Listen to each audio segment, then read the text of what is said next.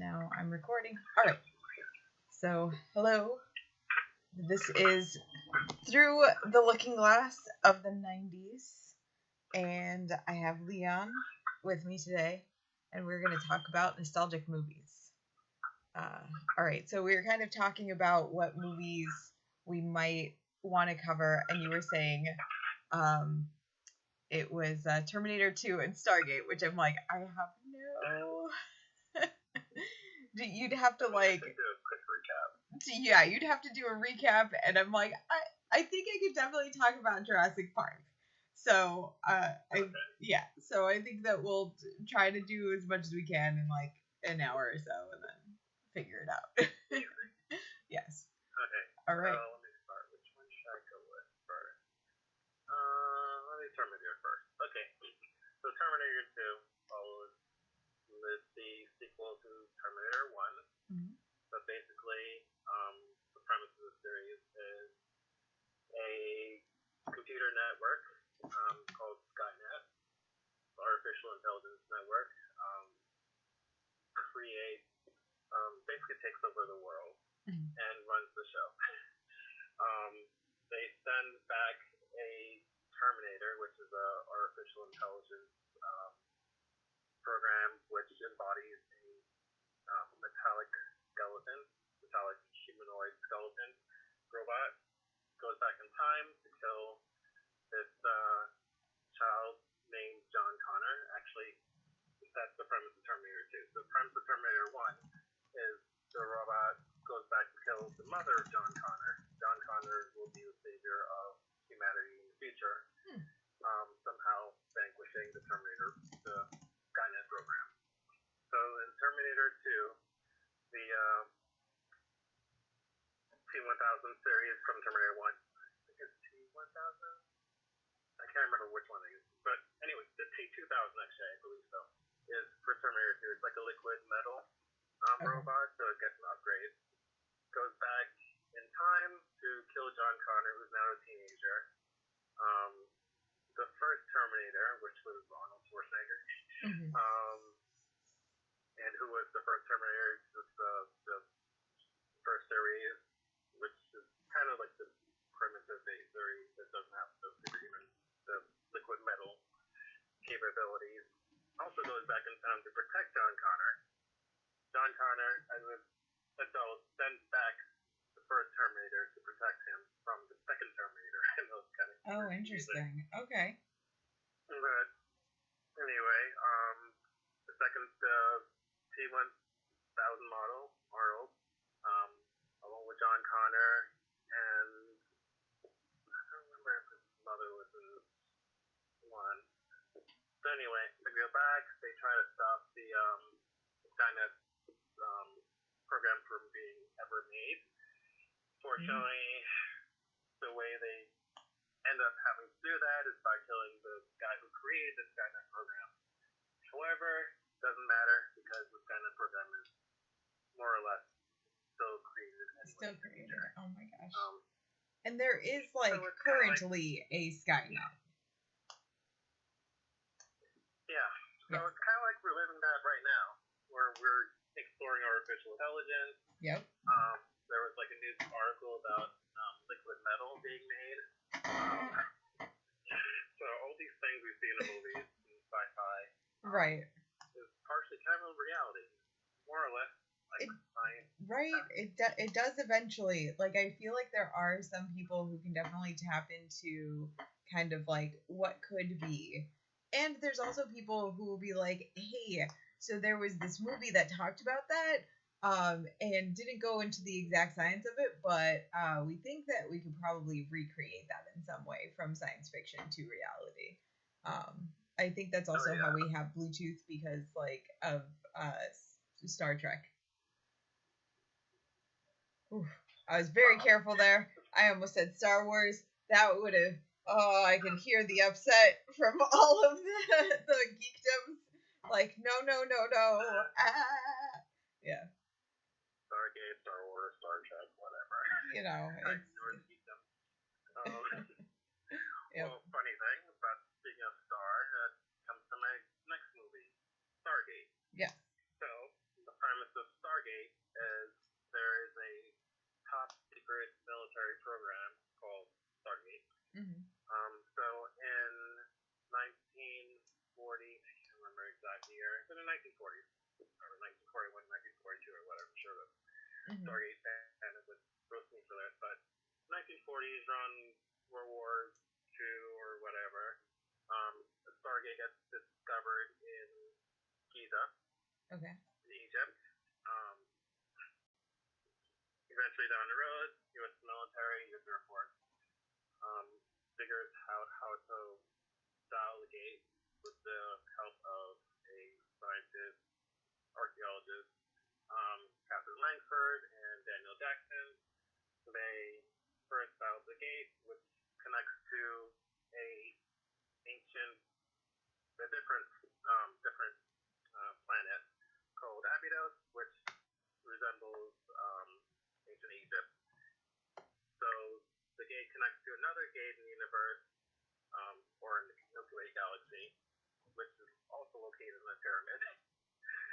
So basically, what it is the an ancient race of pre-humans called ancients, which are the ancestors of humans in the very distant past, millions of years ago. Created stargates. They were able to travel on stars. They made spaceships. They made a gate network that connects planets, different planetary systems, and even eventually to different galaxies and even throughout the universe. Where you can basically you dial an address to another planet using a dial home device, DHD, like a old kind of like a telephone, large telephone device. And once you activate the series of symbols, the gate spins, it activates a wormhole, and then you walk through, and then you get transported to the other gate, which is Palestone, basically like a premise of a telephone. And that's how you travel to different planets around the universe, in this case, around the galaxy. Usually the planets, of course, are habitable. Of course, accounting for stellar drift over a period of time, some of the planets won't be habitable, or the stars will explode, etc., etc. So in the movie,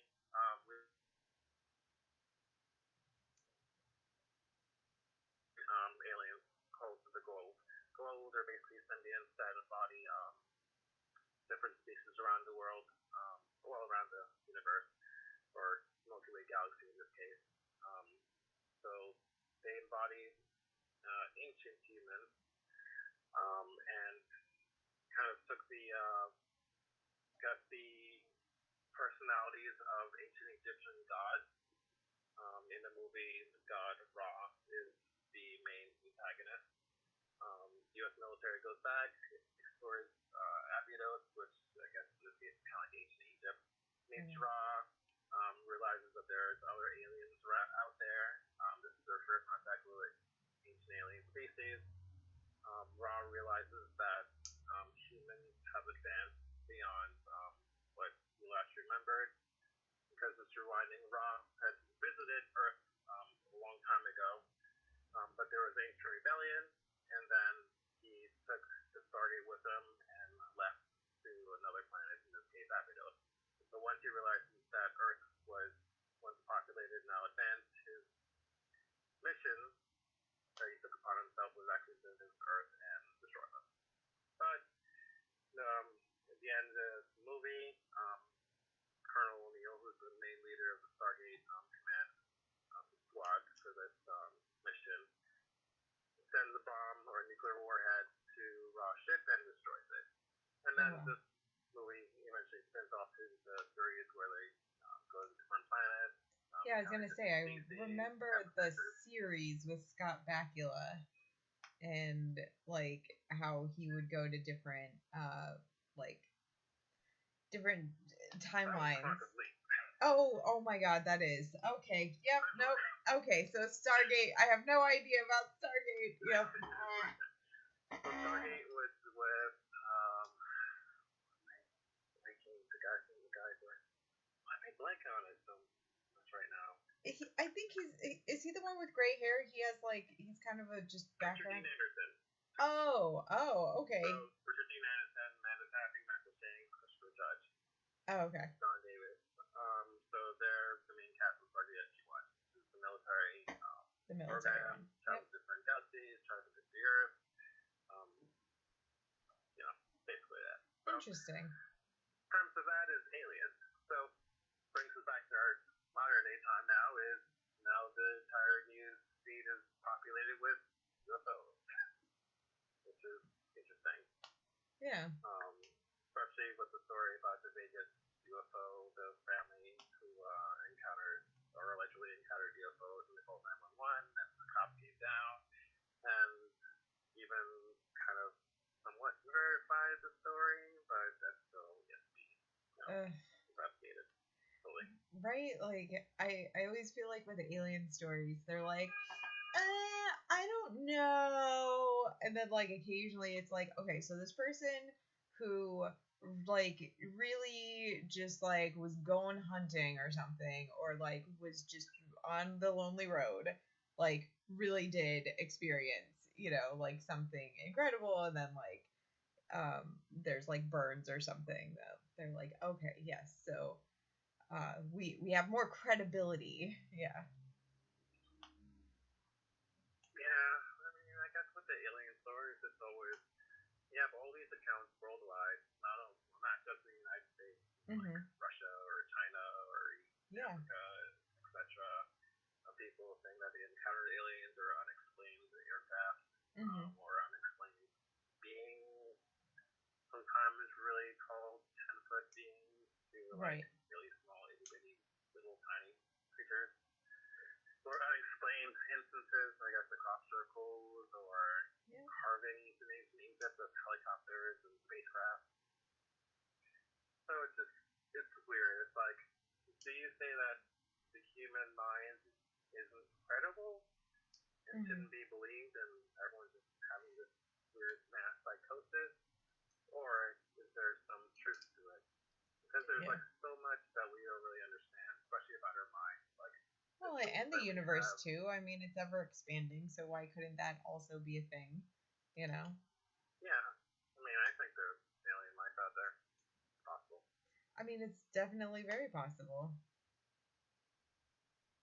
I mean, what makes that so special? Yeah. But out of all the possibilities. Right, out of all the possibilities. That was another movie from the 90s. Frequency? Or yeah, I think that's the one where like it's with oh my gosh, I want to say Helen Hunt maybe, and they keep like looking to the skies to hear something. What's the other one? Well, and like it also kind of goes into like, do you think that people could also like be part alien in some ways? You know? Yeah. What if we're all just an ancient experiment? True. That too. Yeah. I mean, there's the simulation theory. There's an experiment theory. I love the simulation theory because when I walk around New York City, I'll be like, see, the city didn't render properly.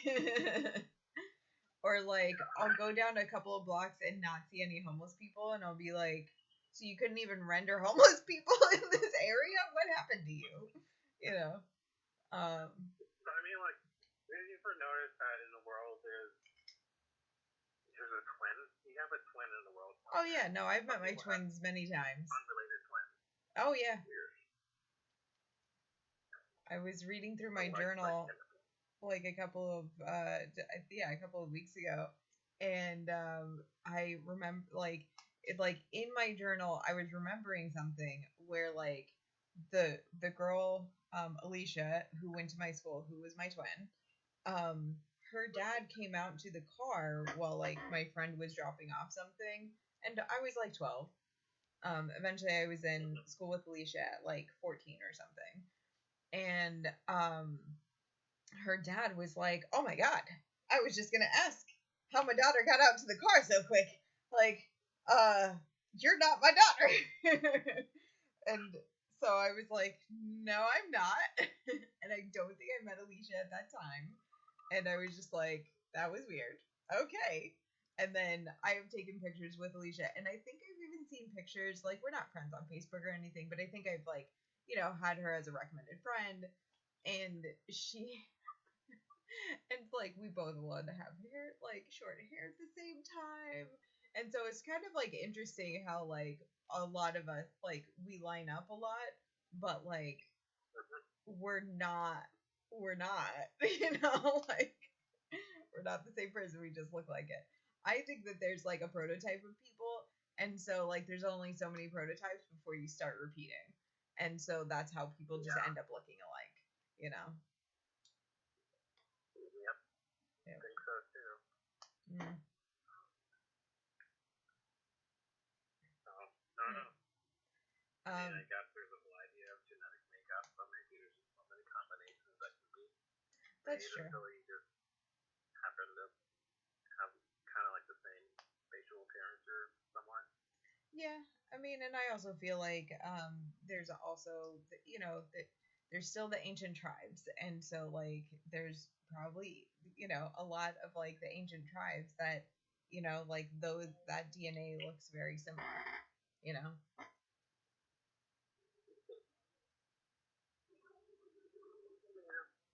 Yeah. Let's see.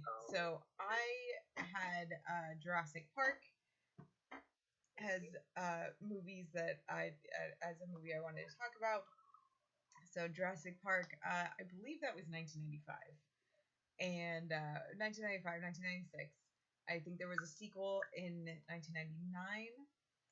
And okay, so the first movie was about the scientist who eventually grabbed some DNA from an ancient dinosaur egg, was able to replicate a couple of different types of dinosaurs, just I guess getting their eggs or something, and was able to, like, through DNA sequencing, recreate them and put them onto his island.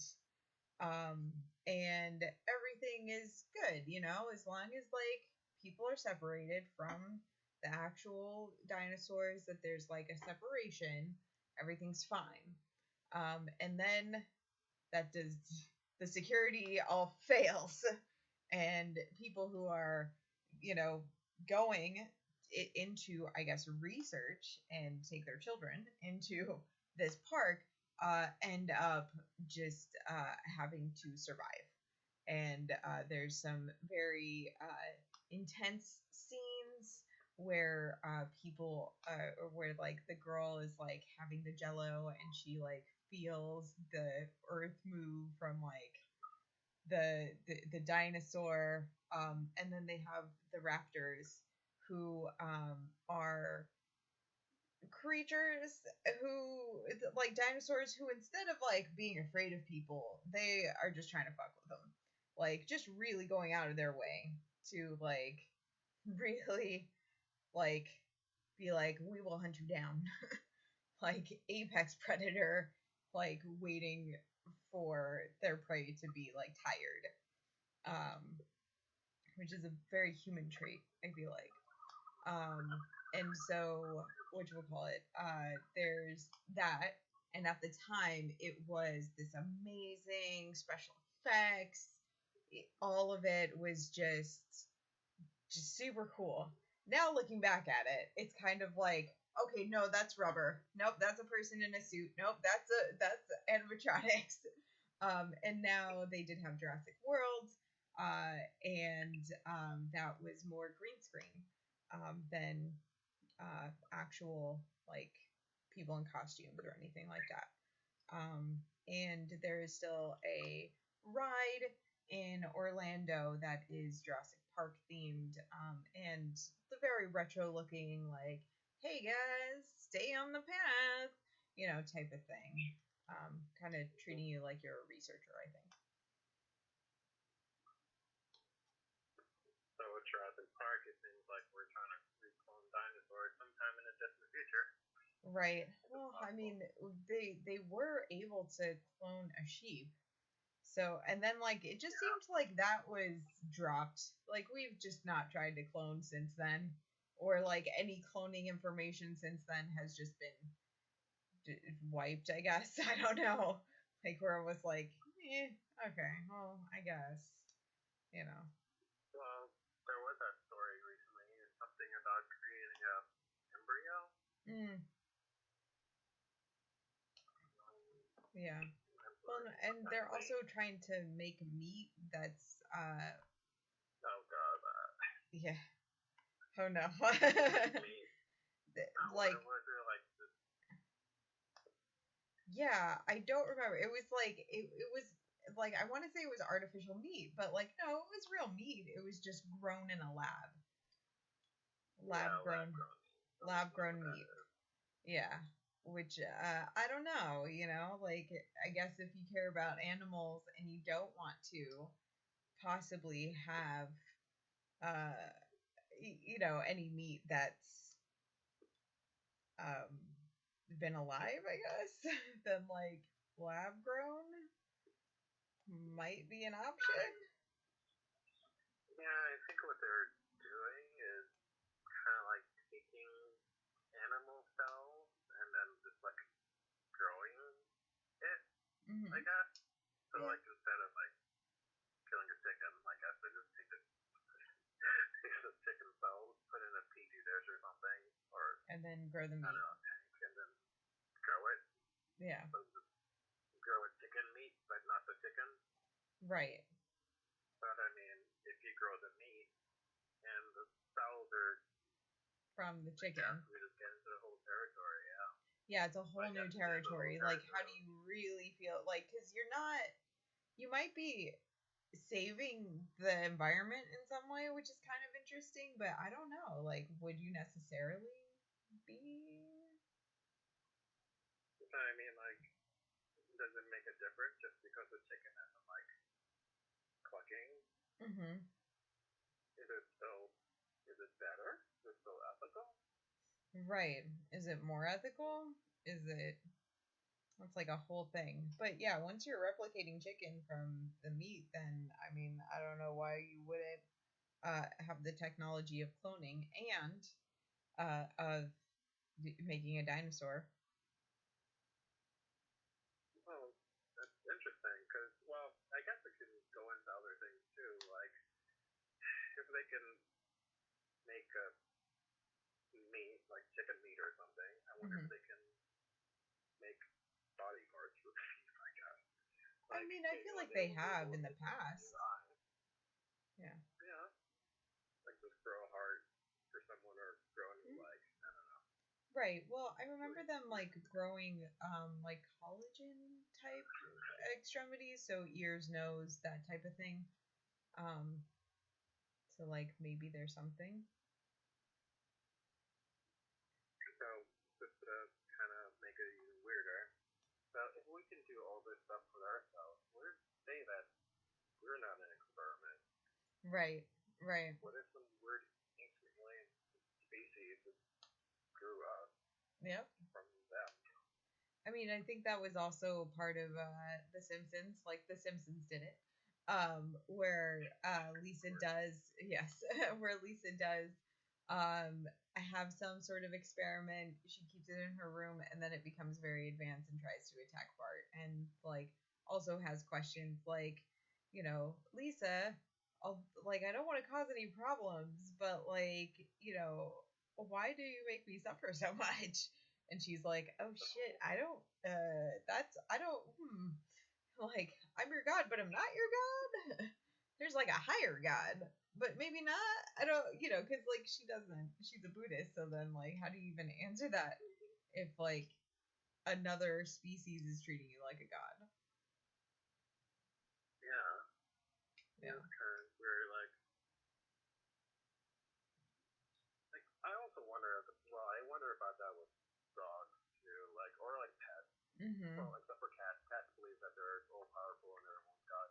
But Yeah. I guess for dogs, like you take care of a dog, you have a dog, you just like you feed him, he gets happy, you play with him, Yeah, he sees you, he's happy. It's all of these different things. Like, I wonder what they think about you. Like, do they think of you as their master and magical wizard that will give them food and make food appear and rub their belly? So, yeah. like, if we made something, like if we made AI or a new robot, oh yeah, or even like synthetic humans, I think that does that really make us kind of like their god, like a right, yeah. I mean, so there was someone I heard this story of someone quitting Google because he thought that the AI became basically alive and self-aware and was like pleading with the guy about like how it could feel and how it could, like how it could feel and how like it is self-aware and it like I think that's almost like a catch 22 where it's like, but if you programmed it to have responses that are very similar to humans, like wouldn't eventually it have a response like that that's similar to humans? But what if it was true? And what if like the machine was self-aware? How would it distinguish between being self-aware and like just repeating things that humans might say? well, that's also another question. Like, how do we even explain ourselves? Are we self-aware? How do we explain our own consciousness and awareness? Are we just repeating things that we've seen? Something else that might have created us, or something else that might have created us as an experiment, or right? Like, how do we explain ourselves? Right, and also how do we can't like isolate someone and then be like, hey, so did you have what type of thoughts did you have? Because like I mean it seems like society definitely influences us, so it's a whole thing where it's like, okay, are you doing this because you feel that you can, or because you felt that you couldn't, or like because you had the thought and then the impulse, like how what like and then just all of the different thoughts that someone might have where it's like that seems that that would be influenced by who you were around. Yeah, that's true. I mean, we do kind of mimic a lot of what happens around us. And there is that whole emotional contagion thing where a lot of people kind of share emotions, similar emotions depending on the environment. Yeah, kind of even brings us down to like, if I guess it's kind of like having your own children. Like your children kind of mimics you and kind of like observe you. Yeah, pick up like, your own things. Yeah. Like if we were to create like artificial intelligence, would it be self-aware? Would it have it? Do we define whatever it's doing as having its own consciousness, or is it just mimicking us? Right. And does it like, because of its ability, does it eventually just kind of think it's more advanced than us or better than us, and just eventually just take over, kind of like the Terminator movie? Right. Yeah. Or all sci-fi. I don't know. Yeah.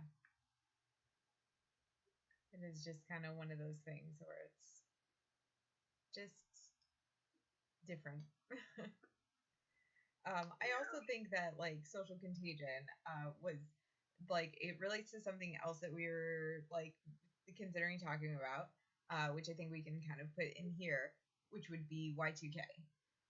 So 1999, there was this worry and concern that the computers were going to have a big problem because all of the dates were going to basically roll back to like 1900 and we had to like download things on our computer to make sure that we could like say that it was the year 2000, and like they worried that there would be outages and that like service would be interrupted and then Armageddon would happen.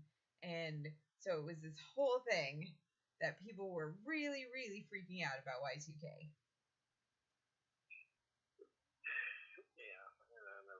buys all the food and hoards it, and Yep. you know, Bought a lot of Walmart guns. did not happen again with COVID. Yes. Very similar. Yeah, with the whole pandemic. Yep. Yeah. And I'm sure we'll have some sort of weird event with artificial intelligence because we're getting worried. Something's gonna happen, and then everyone's gonna freak out, and then we're all gonna just go out and buy toilet paper and hide in our houses again. Yep. Yep. I wonder if there was a toilet paper shortage back then, because like I don't remember that as much as like people got their guns and they were, getting their backup food and preparing for days on end that would, that they would be without power. And I was living in California at the time. I went to California for high school, and there was already the Enron scandal, which was, yeah. They would just give us rolling blackouts or rolling brownouts, and like there was like some movie that was like kind of similar that like I remember the advertisement, and I remember my brother reading the Turner Diaries and like thinking that like, and I don't even remember what the Turner Diaries are about, but it was like I think about Armageddon in some way that like it just ended up being this like kind of clusterfuck of like people thinking that the world really was gonna end. And like I just remember those like rolling blackouts and just being like something's wrong, like it's just like looking at a city that's basically dead, because like the electric company is just turning off the electricity for the whole city. And county or whatever, to drive up prices and being like, oh, well, we got a lot on the grid. I don't know. Well, that sounds really unethical. Oh yeah, no, that's how Enron dissolved, I believe, because they found out that there were these recordings of people being like, so we could just like cut off. Like we can like just say that one of like the power plants like needs maintenance, right?